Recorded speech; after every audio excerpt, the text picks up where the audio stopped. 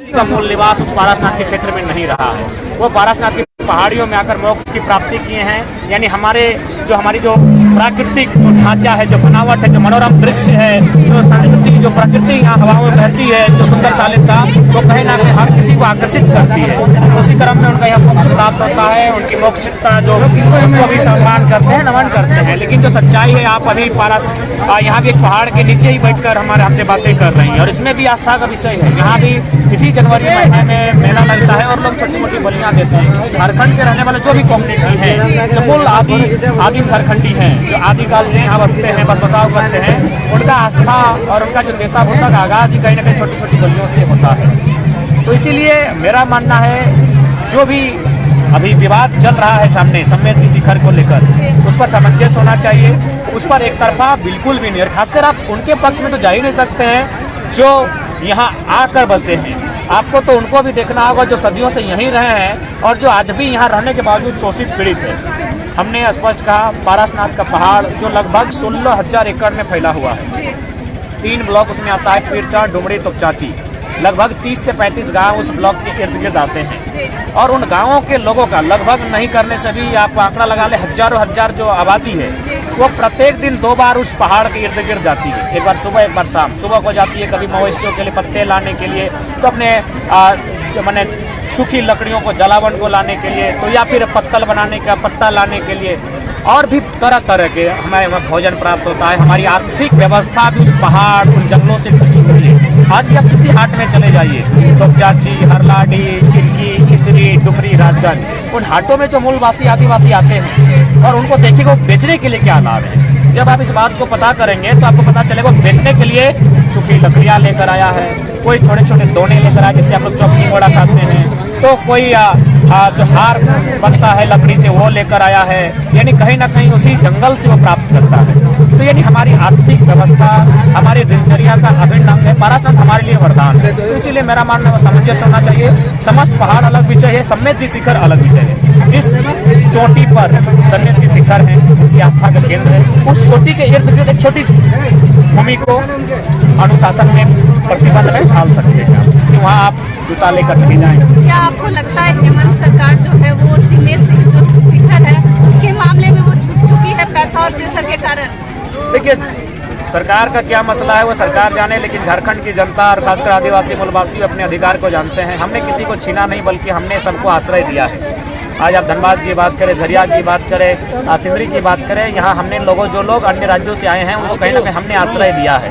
और तो इसका मतलब ये नहीं कि अब ये लोग हमारे ही आश्रय से हमको भगाने का बात करेंगे। तो पारसनाथ किसी भी सूरत में सरकार केंद्र आए या राज्य की आए, भले वो लोग जो भी होगा कर गुजरना पसंद करेंगे, लेकिन पारसनाथ के साथ समझौता नहीं होगा। पारसनाथ हमारा है और उस पर हम सदियों से बसाव करते आए हैं। उसके इर्द गिर्द, उसमें सरकार हो या दुनिया को, हमारी भी भावना का ख्याल रखना होगा। आस्था धर्म के नाम पर आप किसी मनुष्य समुदाय का नरसंहार नहीं कर सकते हैं। इसीलिए मेरा मानना है अनुशासन लगे, प्रतिबंध भी लगे, समुदाय विशेष की आस्था का सम्मान भी हो, बलि प्रथा पर भी अनुशासन लगे, लेकिन कहाँ सम्मेद शिखर के इर्द गिर्द एक छोटे से संख्या में, समस्त पहाड़ में नहीं। क्योंकि पहाड़ के इर्द गिर्द रहने वाले किसान कबीलाई लोग हैं, आदिवासी आदिम लोग हैं, और उनका जो प्रारंभ होता है, उनका पूजा पासा कहीं ना कहीं बलि से ही प्रारंभ होता है। तो जब आप हमारी चीज़ को एक्सेप्ट नहीं कर सकते हैं, जबकि ये माटी हमारी है, तो हम आपकी चीज़, आपकी विचारधारा, तो कहीं ना कहीं दोनों की विचारधारा अलग है। तो जब आप हमारी विचारधारा से सहमत नहीं है तो फिर संभव नहीं हम भी आपकी विचारधारा से सहमत रख पाएंगे। क्योंकि कृषि का कोई ऐसा विधि विधान नहीं है जिसमें बलि प्रथा नहीं होती। जैसे कि कल गिरिडीह में महाजुटान आदिवासी का होने वाला है मधुबन में, क्या आप उसमें शामिल होंगे? हाँ, निमंत्रण है, और मेरा बोकारो में जनसभा है, उस सभा का हम लोग समर्थन करते हैं और हमारे सभी साथी वहाँ जाएंगे। और हमारी जो पीरटांड की इकाई है, हमारी जो तोपचाची की इकाई है, हमारी जो गिरिडीह और डुमरी की इकाई है, हमारी जो बगोदर की इकाई है, उस सभा में, उस बैठक को समर्थन देने जाएंगे। ये जो आप लाइव सेशन में बोलते हैं पारसनाथ संकट में है और नक्सलियों पर आप बात करते हैं, ये पारसनाथ में जो आप सामंजस्य की स्थिति कर रहे हो कैसे बैठेगा आखिर? इसमें दोनों पक्षों को बैठा कर ही बैठेगा। आंखों को दोनों तरफ से खुला रखना होगा। अभी देश में जो समुदाय विशेष के लोग हैं वो धन बल से बहुत महारत है। उन्होंने अपना भव्य आंदोलन किया, आंदोलन को नेशनल न्यूज़ में कवरेज भी मिला, लेकिन हमारे आंदोलन को ना कभी नेशनल न्यूज़ मिला है और ना ही कभी राज ठाकरे तक पहुंचा, ना ओवैसी तक हमारा आंदोलन पहुंचा। क्योंकि हम लोग गरीब, दबे कुचले, शोषित, पीड़ित, आदिवासी मूलवासी लोग, जंगल पर्वत पहाड़ में रहने वाले लोग, हमारे दर्द को किसी ने नहीं देखा है। अगर देखा होता तो आज जाके देखिए हमारे सैकड़ों गांव बर्बाद हो चुके हैं। कल कारखाने के नाम में, उद्योग के नाम में, और हमें बीमारियों के सिवा, विस्थापन पलायन के सिवा कुछ नहीं मिला। उसी पहाड़ में एक मोतीलाल बास्की नाम का लड़का कुछ सालों पहले मिला था।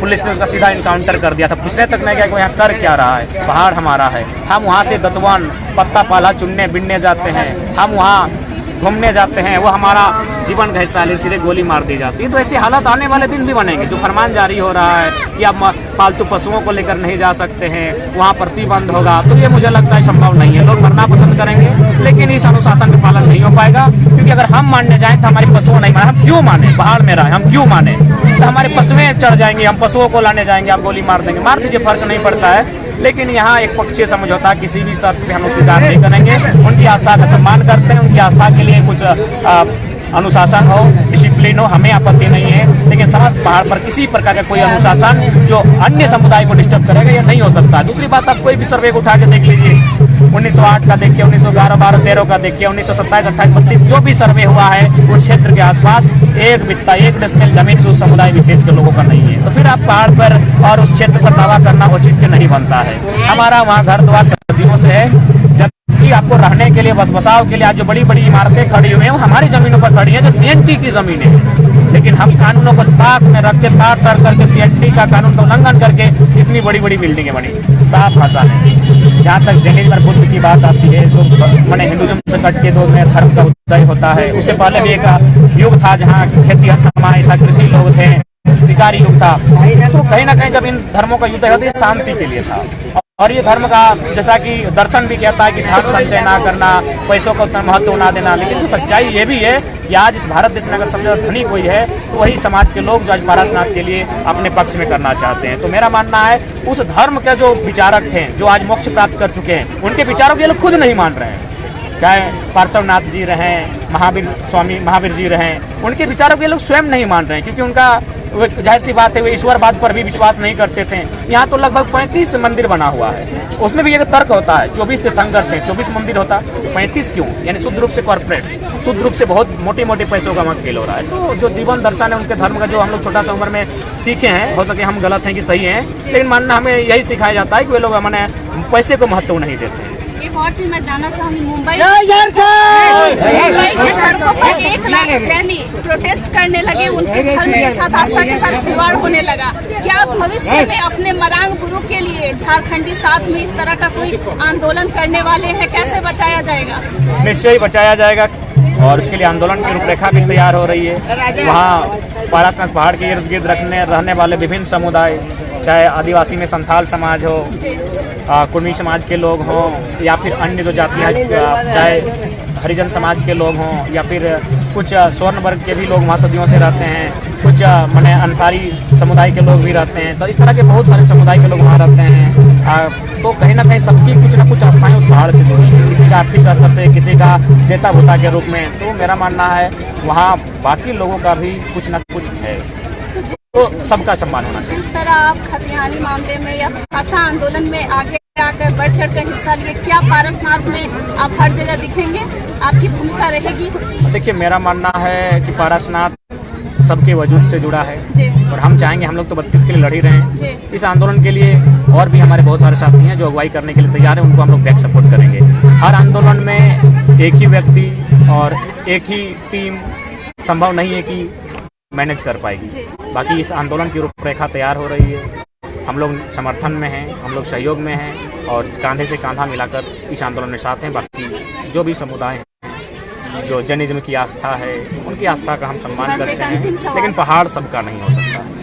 बस एक अंतिम सवाल है, हवाओं में एक बात चल रही है कि टाइगर ही अगले सीएम बनेंगे, इस पर टाइगर क्या सोचते हैं? पहला बात, जब ये आंदोलन यहीं आपके बगल से स्टार्ट हुआ था, धनबाद का रणधीर वर्मा चौक, तो हम लोग छोटा मोटा छात्र थे, 50 की संख्या में थे। हम लोग सिर्फ मुख्यमंत्री का पुतला दहन करने आए थे उनकी गलत नीतियों के खिलाफ। तो हमें आभास नहीं था कि हम एक माचिस की तिल्ली के साथ एक छोटे से पुआल में जो आग लगा रहे हैं वो झारखंड राज्य में आग लगेगा। ये हमें भी सपनों में भी हमने नहीं सोचा था कि इतनी बड़ी रिस्पॉन्सिबिलिटी हम लोग के सामने आएगी, और इस राज्य में घूमना पड़ेगा, इस राज्य में जा के लोगों को जगाना पड़ेगा। ये हम लोग सपने में भी नहीं सोचे थे। हमने धनबाद का आंदोलन है, बोकारो का आंदोलन है, हम लोग प्रोटेस्ट करेंगे, सरकार झुकेगी और फिर हम लोग शांत हो जाएंगे। लेकिन इसलिए आज ये आंदोलन हाई हुआ क्योंकि यहाँ के लोग कहीं ना कहीं शोषित है। और जहाँ तक पारसनाथ का विषय है, हम पारसनाथ के विषय पर स्पष्ट करना चाहेंगे, ना हम किसी को ठेस पहुँचाना चाहते हैं, लेकिन हाँ ये जो सच्चाई उसको कहेंगे। वहाँ प्राकृतिक स्थल है और प्राकृतिक स्थल पर धार्मिक हस्तक्षेप ना हो, आस्था के नाम पर कब्जा ना हो, आस्था के नाम पर बाकी लोगों को वहाँ से वंचित ना किया जाए। आज भी हमारे जो माएँ बहनें हैं हमारे देखते हैं लगभग प्रत्येक दिन सुबह वे लोग सर पे लकड़ियाँ लेके आते हैं पहाड़ों से, उससे हमारा घर का चूल्हा जलता है। फिर उसी दिन सुबह हमारे घर के भाई लोग प्रत्येक परिवार से कोई ना कोई पत्ते लेकर आता है, जिससे जो हमारी मवेशियाँ हैं उनका पेट भरता है। हम लोग हॉस्पिटल बाद में जाते हैं, पहले हम पहाड़ों में जाते हैं, वहाँ जड़ी बूटी, गाछ का छाल वगैरह बहुत सारे पत्ते हैं जिनसे हमारी औषधियाँ बनाते हैं और हमारा बीमारी आधा ठीक वहीं से हो जाता है। तो इस चीज़ को भी समझना होगा। अभी करील भी हम लोग खाते हैं, वहाँ से लेकर आते हैं। माने हमारे लिए आर्थिक व्यवस्था, हमारे लिए दिनचर्या और हमारे लिए स्वाभिमान का विषय है। मतलब पारसनाथ पर सबका समान अधिकार हो, किसी विशेष समुदाय, विशेष आस्था के लोगों का एकमुश्त अधिकार ये उचित है। तो आज आप टूसू पर्व में जो सम्मिलित हुए हैं, जो लोग अपनी संस्कृति को भूल रहे हैं और झारखंड के निवासी हैं, उन्हें क्या संदेश देना चाहेंगे? यही संदेश देना चाहेंगे कि पूरे वर्ल्ड को आप घूम के आए, हर किसी की अपनी संस्कृति है। कहीं टमाटर फेंकने की संस्कृति आप लोग भी देखे होंगे, तो कहीं है कि जो घर का परिवार का सदस्य लेट से उठ गया तो उसको तालाब में फेंक दिया जाता है, तो कहीं बुल फाइट्स होती है, कहीं कीचड़ में नहाते हैं।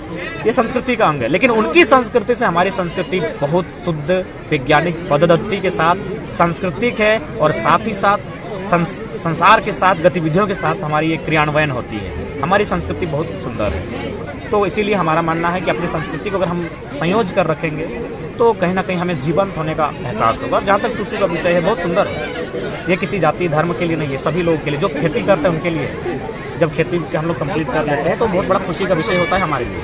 और जब खुशी का विषय होता है तो हम लोग उस धान की कुछ बालियाँ उनको लेकर जो घर होता है विशेष वहाँ स्थापित करते हैं, उसको टूसुमनी का नाम देते हैं। और ऐसा माना जाता है कि टूसुमनी बेटी के रूप में किसान के घर में आती है, तो बेटी आने की खुशी में जो उत्सव होता है उसी उत्सव के साथ मनाते हैं, नाचते हैं, गाते हैं, गीत हुआ पकवान, और फिर बेटी को विदाई दिया जाता है। तो कुल मिलाकर एक कृषि से रिलेटेड ये पर्व है। और कहीं ना कहीं आज अगर दुनिया ने सभ्यता का निर्माण किया तो उसमें कृषि का रोल है, तो हमारे लिए बहुत सुंदर है।